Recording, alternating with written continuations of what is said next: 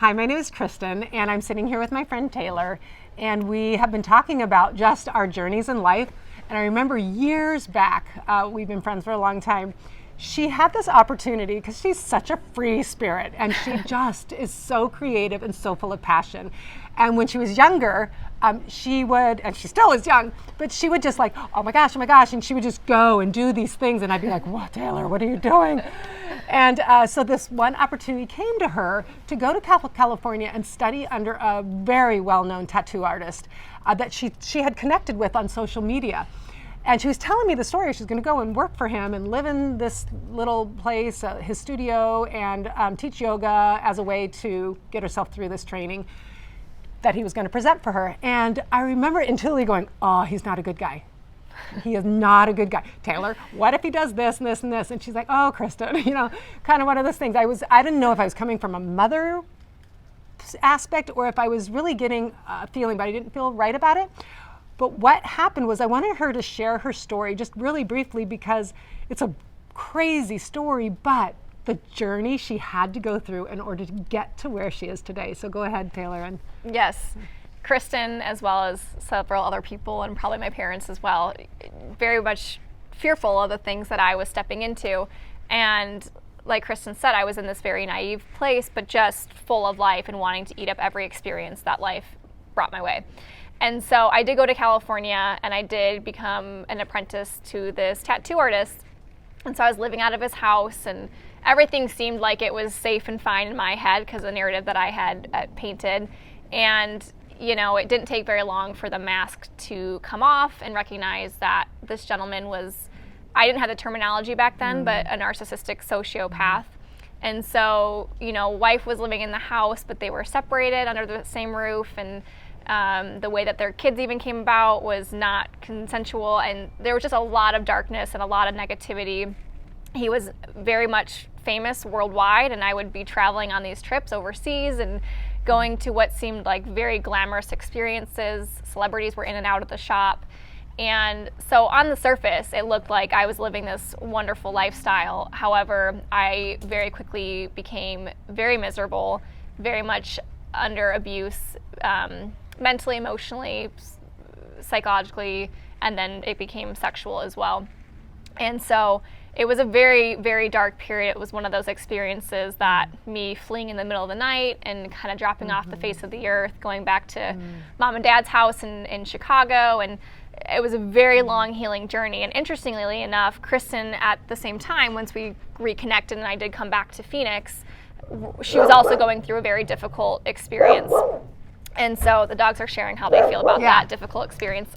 Yeah, that's all right. No, definitely. That's they're getting the emotion right there. So it became a very long healing journey. And although Kristen was correct in the initial sense that it was not a good person and she had this inner instinct that, it was not going to be a good outcome, it wound up being exactly what I needed. I knocked through a lot of barriers of, for one, my naivety, which I'm still very light and loving and full of life, and I've done the work to make sure I've obtained that and not push that aside based upon a negative experience.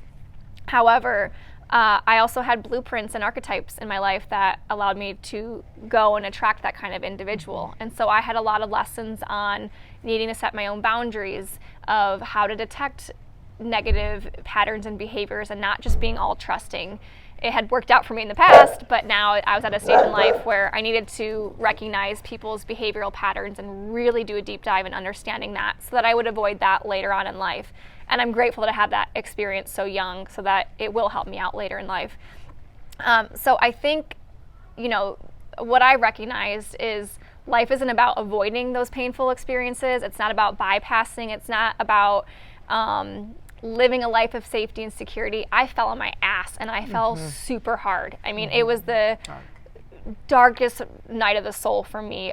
Came back with paranoia and panic attacks and not sure who to trust because I couldn't trust myself anymore. The fact that I led myself into that experience was devastating.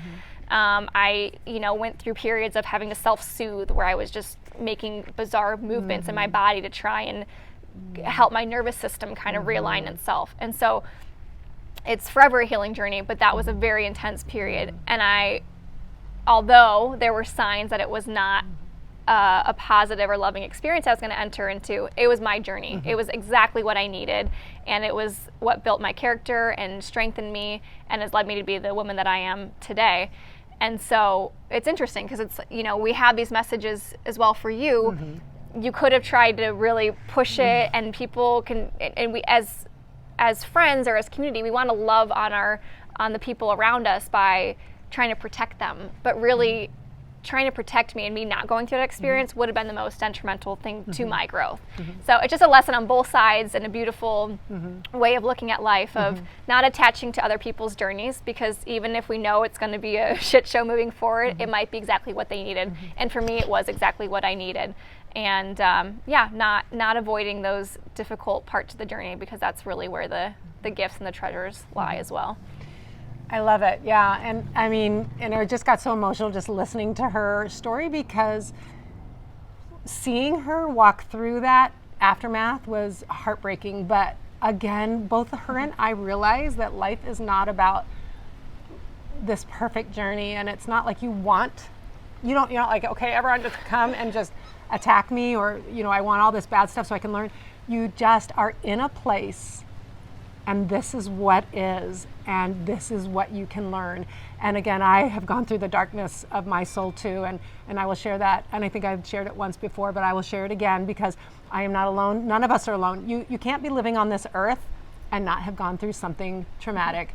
And so I love how she was saying, you take that darkness, you walk through it, and it doesn't feel good. And it is, she was traumatized. I was traumatized. I mean, I ended up getting cancer through my ordeal, because when you just can't process something so dramatic. But on the other side, I know she wouldn't choose not to go through that. I know I wouldn't choose not to go through as painful as it was, because it brings you to this place of awareness. So again, thank you for listening, and I hope that this little conversation allows you to walk in your journey wherever you're at in life, wherever you're at. Like Taylor says, like I say, take the attachment away, come into acceptance, willingness, and neutrality, and the courage to step forward. And then when you have that courage and you start stepping forward, does the light start to shine, because you come into that place of acceptance and neutrality, and we rise up when we have courage to walk into where we're at and accept it with no judgment, right? Loving on ourselves. And then when we walk forward, we walk in a newness, and then we start to attract more love and more light, because we are not resisting the very thing that we're going through. And yes, we can say it's this now, when we are both sitting in a very peaceful place for today in our lives. But we have walked through darkness, and we all will. And and again, it's not right or wrong, as Taylor says. It is part of the human journey, and our souls are trying to get closer and closer to the light, closer and closer to God through this journey. And as we learn and we peel back all of our misconceptions of how things should be or how they should look, then we walk into the divine, again, the wonder and the mystery of life. Thank you, and have a great day.